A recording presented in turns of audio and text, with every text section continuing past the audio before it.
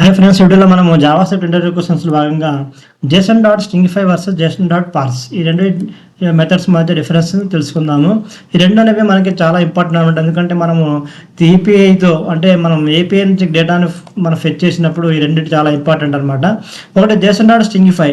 This method converts a JavaScript object into a JavaScript JSON string to send data to server. First ఏం చేస్తుంది JSON స్ట్రింగిఫై ఏం చేస్తుందంటే JavaScript ఆబ్జెక్ట్ని JSON స్ట్రింగ్లోకి మారుస్తుంది. మనకి first JavaScript object అంటే ఏంటో మీకు తెలియాలా, JSON స్ట్రింగ్ అంటే ఏంటో తెలియాలన్నమాట. ఈ రెండు వీడియోస్ మనకి మన ఛానల్లో ఉంటాయి, దాన్ని ఒకసారి చెక్ చేసుకుంటే మీకు అర్థమైపోతుంది. అంటే జావాస్క్రిప్ట్ ఆబ్జెక్ట్ అంటే ఏంటి, ఇదనమాట. ఇది ఆబ్జెక్ట్. ఈ ఆబ్జెక్ట్ని ఏం చేస్తుంది, ఒక స్ట్రింగ్ లాగా కన్వర్ట్ చేస్తుంది. స్ట్రింగ్ అంటే ఇదనమాట, ఇది స్ట్రింగ్. ఇది ఒక స్ట్రింగ్ అనమాట. ఈ స్ట్రింగ్ లా కన్వర్ట్ చేస్తుంది అనమాట.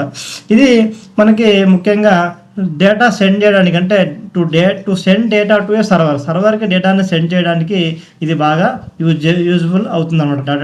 జేసన్ డాట్ స్ట్రింగిఫై అనేది. రెండోది జేసన్ డాట్ పార్స్ అంటే it converts A Jason string into JavaScript object. దానికి రివర్స్ అనమాట, దానికి ఫుల్గా ప్యూర్ ఆపోజిట్ అనమాట. ఎందుకంటే స్ట్రింగ్ని ఏం చేస్తుందంటే ఆబ్జెక్ట్ లాగా కన్వర్ట్ చేస్తుంది అనమాట. ఇది ఎందువల్ల అంటే to read data from A server.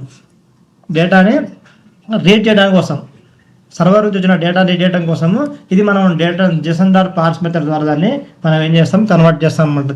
ఇది ఎలా ఉంటుంది చూద్దాము. రెండింటిని మనం ఇదొక ఎగ్జాంపుల్ చూసినట్టయితే మనకి ఏమొస్తుందో చూద్దాం. ఇక్కడ ఫస్ట్ వన్ చూడండి.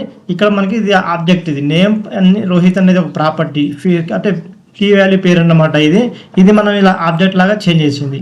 ఈ ఆబ్జెక్ట్ని ఏం చేసింది, ఇది స్ట్రింగ్ని ఏం చేసింది, ఇది ఆబ్జెక్ట్ లాగా చేంజ్ చేసింది అనమాట. అంటే ఇది రెండు కూడా క్వైట్ ఆపోజిట్గా వర్క్ చేస్తూ ఉంటాయి. మనకి థర్డ్ ఏపీఐ నుంచి డేటాను మనం కాల్ చేసినప్పుడు కానివ్వండి, డేటాని సర్వర్కి సెండ్ చేయడం కానీ, డేటాని సర్వర్ నుంచి మనము గెట్ చేయడం కానీ, ఇలాంటి విషయాల్లో ఈ రెండు మెథడ్స్ మనం 100% వాడవలసి ఉంటుంది అనమాట.